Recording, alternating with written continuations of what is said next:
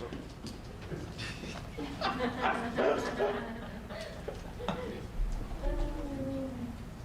everybody? Good, how are you? How you doing, Sheriff? I'm the Sheriff. I've been keeping these two in line. It's been a little hard, but I'm doing what I can for you all. Been failing this. Tough job. It's a tough job, sir.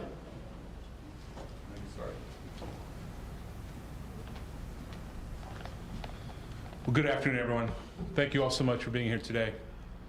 Apologize for the uniqueness of the situation. Typically, we like to invite the families here and have a more formal ceremony. Unfortunately, with COVID, we're not able to do that, but I appreciate everyone who's here and everyone who is online welcoming our newest deputies to the correctional team. Before I introduce the sheriff, I'd like to introduce the team that is here today. Of course, to my left is Sheriff Lima. Here with us today is Chief Dan Purcell, Captain Rick Francis, Captain Ron Shaw, Captain Letitia Howard, and Captain Stacy Heath. And special recognition to Sergeant Kelty for the work that you've done with our folks here today. So thank you all for the job that you're doing. With that, I'll turn it up to Sheriff Lima for the formal announcement and then the oath of office. Please just have a seat, relax, as you were, as we would say in the military. I want to congratulate you on this important day. I want to welcome your family and friends and loved ones who are watching in virtually. I look forward to having the opportunity to get to meet them. I recognize that none of this would be possible without their love, support, and acceptance of your professional dreams and desires and all the work that goes on behind the scenes to go to the academy and prepare for the state examination, which I understand everyone has passed. Congratulations. We're so incredibly proud of what you guys do.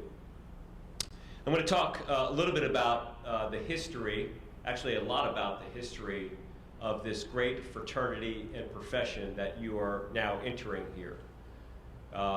You know, the Department of Corrections have always been a sensitive spot in my heart for a couple of reasons. One, because I recognize that the greatest impact that we can have on the quality of life is to indeed work hard to correct behavior. If we believe that people can make mistakes, they can learn from those mistakes and ultimately recover from that indiscretion or lapse of judgment, then we can make our communities a safer place. We can fix the long-standing challenges of recidivism, and then quite possibly we may be able to save somebody's life in the process. Many people across the country still look at corrections work under those three umbrella flagship responsibilities: care, custody, and control. But what we here in Seminole County recognize, it is much, much more than that. There are a couple of things that I think in our profession that are tossed around quite frequently. One is recidivism, which I just mentioned. It means a small percentage of the offender population is responsible for a large percent of the crime that occurs in our community.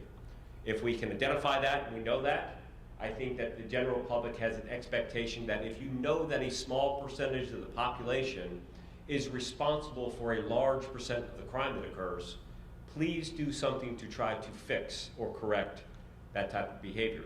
This is one of the reasons why you very seldom will ever hear me refer to our facility as a jail. A lot of people like to throw the word jail. Jail to me represents the brick and mortar that holds people in. Correction facility and correctional officers and detention deputies demonstrates the behavior that should be occurring on the inside of those walls in order to move somebody into a better position than what they are now. Not only does this affect them, but it affects generations of family members to follow behind them. We know that if you're the son or daughter of somebody who's incarcerated, you are more than 8 times more likely to engage in maladaptive behavior yourself. So the work that we're doing on the inside not only saves that individual, reduces crime, ultimately saves lives, but it also paves a path forward for those children of those individuals that are brushing in and out of our criminal justice system and creating very, very costly dependency on that. The second area that we talk about when it comes to corrections is rehabilitation. We talk about rehabilitation, and over the past 10 years or so, rehabilitation has become a very popular expectation for people who work in our space. But I make the argument that now, wearing this uniform for nearly 30 years here at the Seminole County Sheriff's Office, that we have to do more than rehabilitate.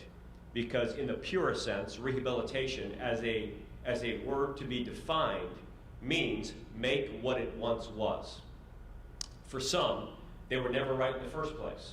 Little boys and girls have no choice who their mommies and daddies are, and some are given an unfair shake at life from the moment that they're born. And I think that if we truly want to be successful, we have to habilitate as much as we rehabilitate for those people who may be victims to having absent parents or negative influence as a young child. We may be the first structure in their life. A lot of times you hear that with the school system, but for those that have been in and out of systems for many, many years, we may be the first structure that they have in their life.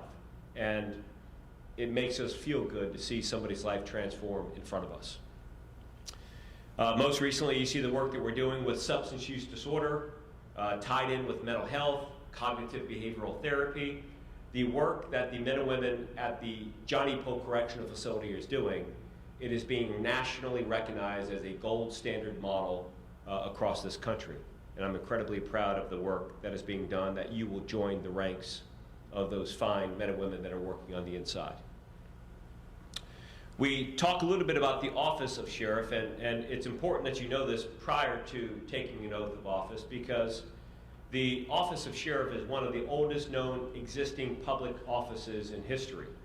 Actually, some of the responsibilities associated with the office of sheriff dates all the way back to the creation and publication of the Magna Carta. There are 8 references to duties and responsibilities that once upon a time were reserved to sheriffs, as it were. Sheriff evolved largely from other countries, European countries. Largely England and Iceland would have geographic areas throughout those kingdoms, and each one of those areas that were called shires, it's kind of the forerunner to the modern day counties as we know it today, but in each one of those shires there was a king. And as long as people have cohabitated, there have always been a percentage of people that cause problems, raise concerns, and the king would have to find somebody to help maintain peace and order.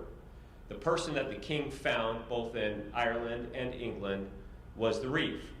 So the reeve is a word that is defined as guardian or protector. So the king would appoint the reeve to take care of the shire, and they would have other collateral duties that went along with that, like determining guilt or innocence by throwing people in water and collecting taxes. So there was a lot of dated practices and ineffective strategies that went along with that. But when the United States started to evolve in the 1600s, actually the 1630s, the first reeve of the shire, or Americanized as shire reeve, occurred in the Newport News area of Virginia. And of course, the reeve of the shire became more Americanized over the years and is known as the sheriff as we know it today. There are some unique responsibilities that the sheriff has that law enforcement officials in this country simply do not have. Like, one, the sheriff is the only law enforcement executive that is elected by the people to serve the people.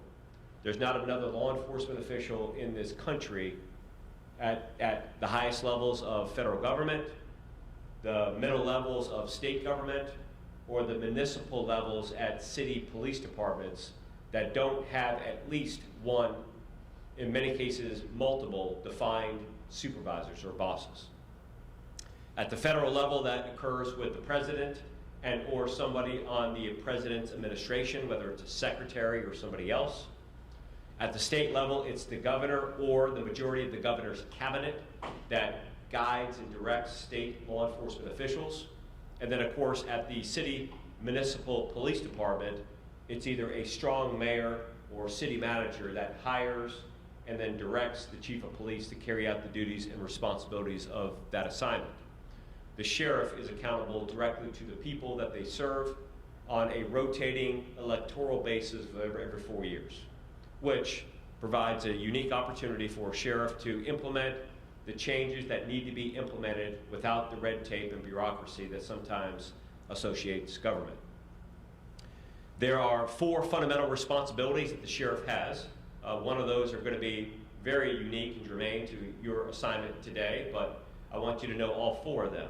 1, the sheriff, because it's elected by the people to serve the people and empowered by the state and federal constitution, the sheriff is the chief law enforcement officer of a county, which means, to many people's surprise, the sheriff is above all state, local, and federal law enforcement authority, because there's nobody that we answer to directly other than directly to the people. This is why when directions and topics would appear to infringe upon constitutional rights arrive, people go to the office of sheriff and say, are you going to stand between us and whoever and protect our constitutional rights? The answer to that question is always yes, because that's the oath that you will take today. We've got a great relationship with all of our municipalities, federal, state, and local partners, but in the end of the day, by definition of the Constitution, the sheriff is the chief law enforcement officer of the county. Second area of responsibility is the sheriff, and you will dabble in this part in your work, in your professional career, working in the Department of Corrections, but the sheriff is also the chief administrative and executive officer of the circuit and county courts. Well, that's a mouthful. What does that mean? That means the sheriff by constitution has a responsibility to appear in every single court proceeding every single day to provide security for the judiciary. Every judge, every courthouse, every court building, and those roles have now expanded to covering the security responsibilities at our main headquarters building. We call Building 100 on Esslinger Way. The County Services Building, that is where our Board of County Commissioners and other constitutional offices work at the lakefront in downtown Sanford. But we are charged with those responsibilities.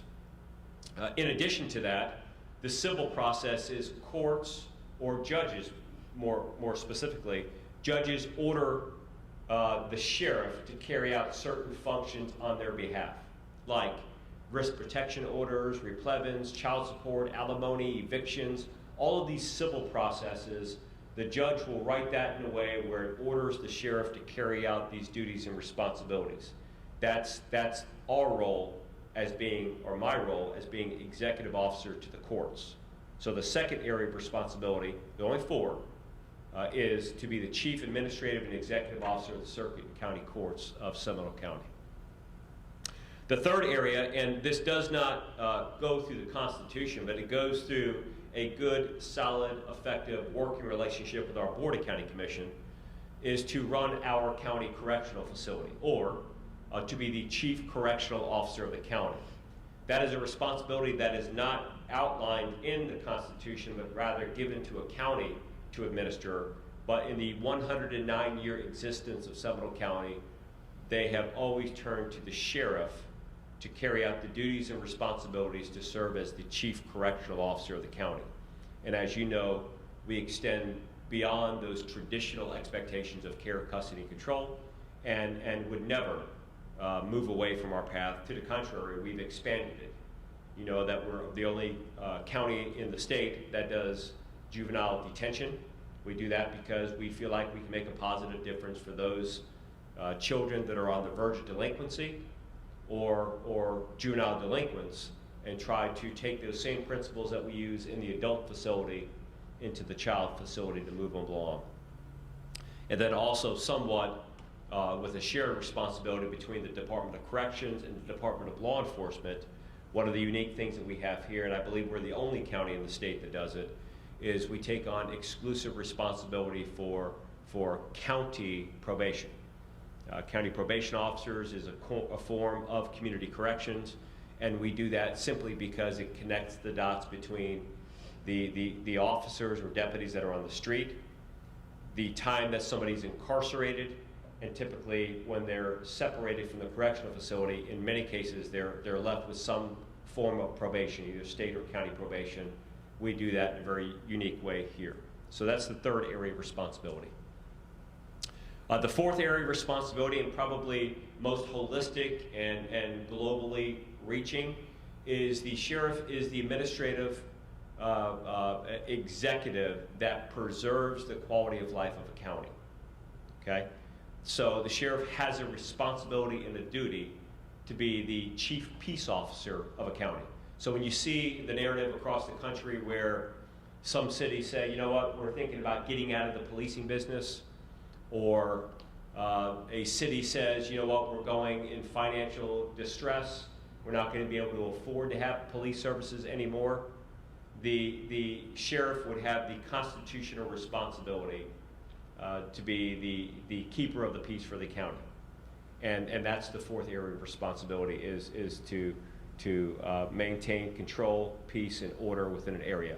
So for us, again, none of these cities would ever think about that. These are well-run cities with great police departments, great chiefs of police, great mayors.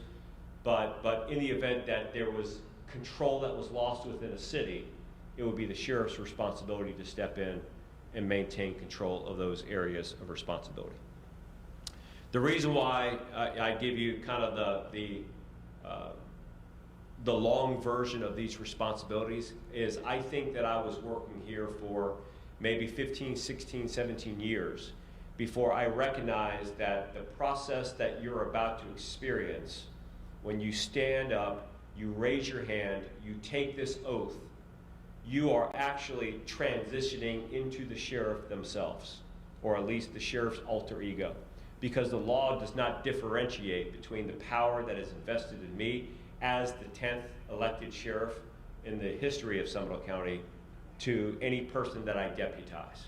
So when you stand up, you take that oath in a very real and meaningful way, you are becoming the chief law enforcement officer of the county, the chief administrative and executive officer of the circuit and county court, the chief correctional officer, and the conservator of the peace as it's defined in the Constitution for the all-reaching, peacekeeping, maintaining control.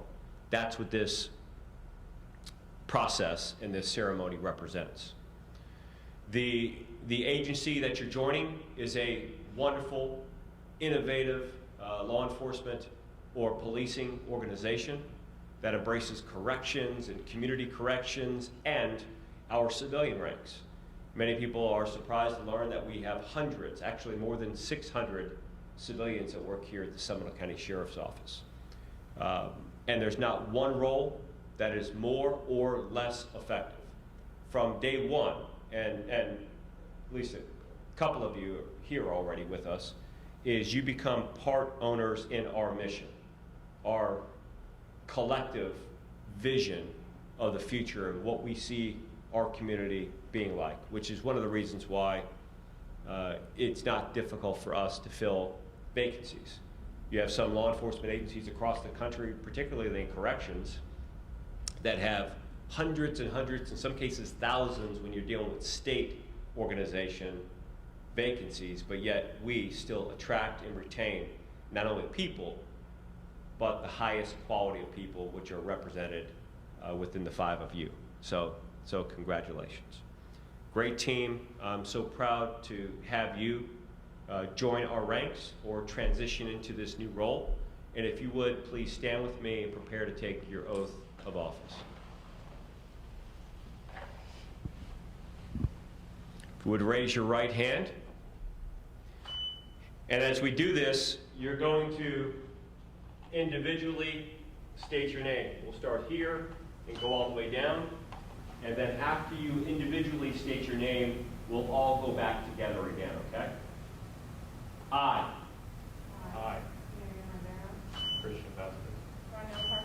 Timothy Jernigan. Joshua Robinson. Do solemnly swear or affirm Do solemnly swear or affirm that I will support, protect, and defend that I will support, protect, and defend the Constitution and government the Constitution and government of the United States of the United States and the state of Florida, and the state of Florida. that I will enforce the laws That that I will enforce the laws of the state of Florida of the state of Florida and the ordinances and the ordinances of Seminole County, of Seminole County, specifically specifically to the duties to the duties of detention deputy, of detention deputy, that I will well and faithfully that I will well and faithfully carry out the duties carry out the duties of Seminole County of Seminole County detention deputy, detention deputy, for which I'm about to enter, for which I'm about to enter. so help me God. So help me God. Congratulations.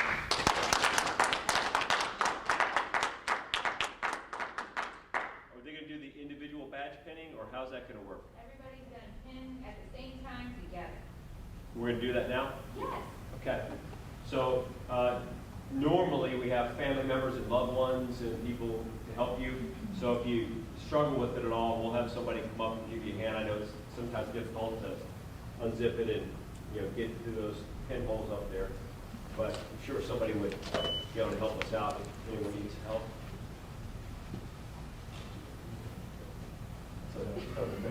Maybe we need to work. You got it?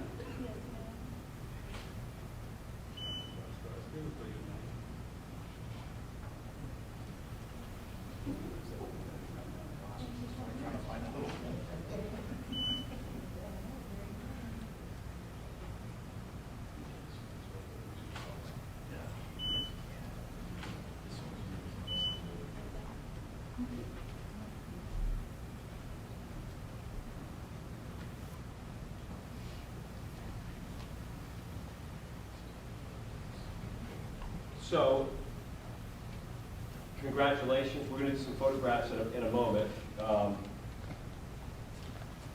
just got to stand over here because people won't be able to hear me. But this is a wonderful time to come into our beloved profession. It's a time where you can make some of the greatest differences ever. And I hope that this will be something that, at least today, you'll remember this day of being sworn in, that you'll go back home to your family and friends and loved ones and celebrate this accomplishment. I mean, you have all worked so incredibly hard to get here. And now that you're here, the learning continues. We have the best qualified, professionally trained staff that's going to guide you and make sure that they take their years of wisdom and preparation and share that with you. Sometimes when family members are here in person, and this is one of the negative effects of not being able to see and talk to people in person, they get concerned about their loved ones entering into this profession at this moment in time in our history. And we always work hard to comfort them to know that this is exactly the time that we need good, honest, hardworking people who are motivated for the right reasons to get in. And we will do all that we can to make sure that you're properly prepared to take on the responsibilities. And what I learned from a recent CEO that works for another company, Barry Waymiller, Bob Chapman, he says, if you want great members, treat employees as they are family members. Because as people choose their careers, they are typically surrounded by a circle of people who want the best for their families. Just like when our loved ones and our children go off and they get married and they have their own lives and their own kids, we care about the people who we love. Well, your family members want that for you as well. So we will do to the best of our ability to make sure that we don't just treat you as employees, but we treat you as active members of the Seminole County Sheriff's Office family, both to you and your loved ones. So again, another round of applause. Congratulations for this accomplishment. Okay, so we're going to cut it. The video's off, and you want